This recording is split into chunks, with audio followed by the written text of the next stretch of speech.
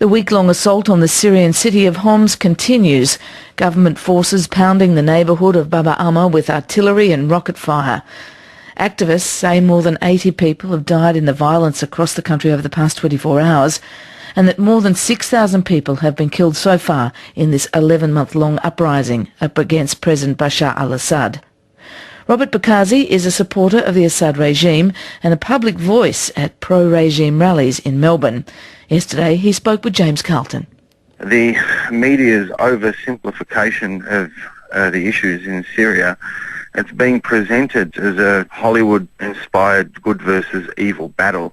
The situation in Syria is a lot more complicated than the easy sell of a dictator versus his people who want freedom. How so? Okay, Syria is the last of the Arab secular regimes. It is a regime that has been able to balance the freedoms of its people regardless of their religious background, at the same time preserving the role not only of minorities but of women, and that's totally under threat with what's happening now. But you must concede that the suppression of sectarianism has come at a very high price. Well, I understand what you're saying. It's come at a very high price, but I don't think that the government's been given any chance to bring about reform. A new constitution, which was written and was finalised on Tuesday, was never given the chance. There's an agenda here. It's regime change. And the events in the UN a few days ago were aimed at making sure that no dialogue took place or any sort of peaceful transition could occur, but rather a model that has been used in Iraq, in Afghanistan, and now recently in Libya, also was going to be used in Syria to impose through military or other means a complete regime change. That's the agenda here. But Bashar al-Assad and his father had decades of opportunity to have a Syrian-inspired, non-intervention transition to democracy, but chose not to. Look, I'll tell you that the Assad opposition, or the opposition to the Syrian Ba'ath Party rule, are two groups that are within Syria and those that are in exile. Those that are outside, with the urging from foreign powers, want a military solution, the overthrow of the Syrian government. Those that are inside are on the verge of talks with the Syrian government to find a peaceful transition to power. So there is very much a peaceful opposition, and it came out in the very early days of this conflict. But they soon withdrew into their homes because they were usurped by insurgencies and Islamic fundamentalists who have been armed by outside to violently overthrow the regime. And those who do reject that, those who oppose Assad through peaceful, democratic, civilian, secular means, do you concede they too are being jailed and tortured and killed by the regime? Look, the regime has made many mistakes, many mistakes in the past. It's missed too many opportunities for reform. But the alternative that is being presented is so barbaric that the vast majority of Syrians, regardless of whether they want Assad in the long run or not, reject what is happening in Syria today. But is the killing and torturing and jailing without trial of peaceful, non-violent protesters and their children really classified as a mistake? Isn't it more than that? When you're telling me about the killing of non-violent protesters, and I just see this as part of the blur, and I'd want more information than the sources that the media relies on today and so easily quote. Syrian opposition sources suggested that such and such happened. Well, let's turn to something in history then where there's no dispute. In 1982, almost 30 years ago to the day, there was a Muslim Brotherhood uprising in Hammar, just a few kilometres from Homs. Islamist insurgents killed around 70 soldiers and police and Ba'ath Party officials. In response, the then President Bashar al-Assad's father, Hafez al-Assad, ordered the army and air force in, with estimates of between 10 and 40,000 killed, civilians overwhelmingly. Yes. The Hammar incidents, the unfortunate and terrible Hammar incidents, were I suppose the conclusion of many years of warfare. But I'd like to point out that took place with cover by the very regimes and governments that are now calling on Bashar al-Assad to leave power.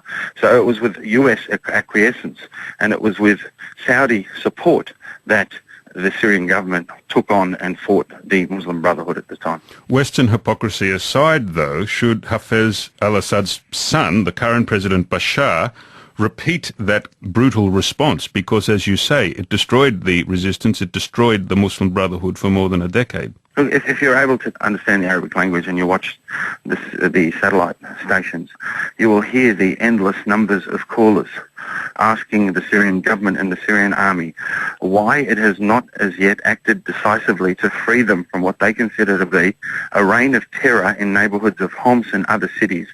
So there are always two perspectives to these issues. And what's your perspective? Should we see something like the Hammar massacre of 30 years ago?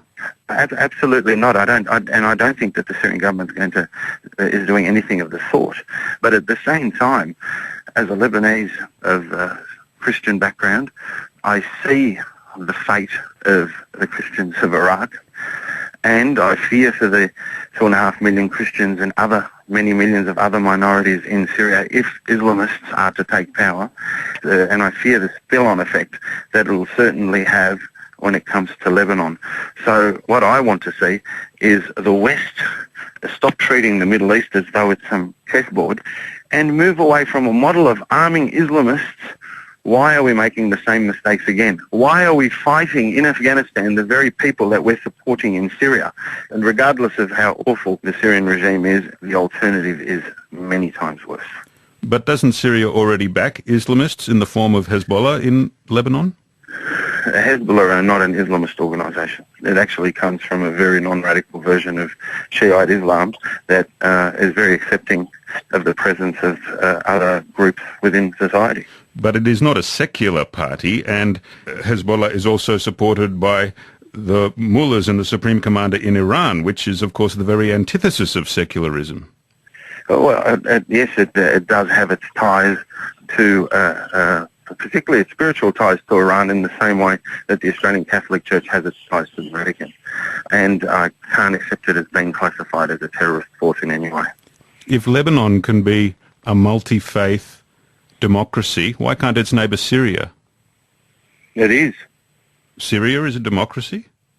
Syria is a lot more democratic than most of the regimes in the region that are calling for its downfall. Qatar, Bahrain, the West's hypocrisy to the max, where 80% of the population are on the streets protesting against its autocratic king ruler. Yet the majority of Syrians still support their government till now.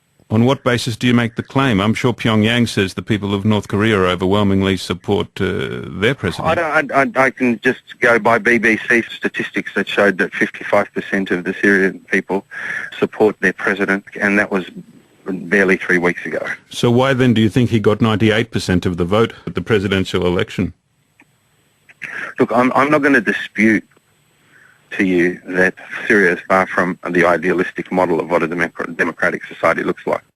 So you support the peaceful reform movement? Of course I do, and of course I support the change that needs to occur. Well, if you expressed that support in Damascus, would you not run the risk of being tortured and even killed, your children included?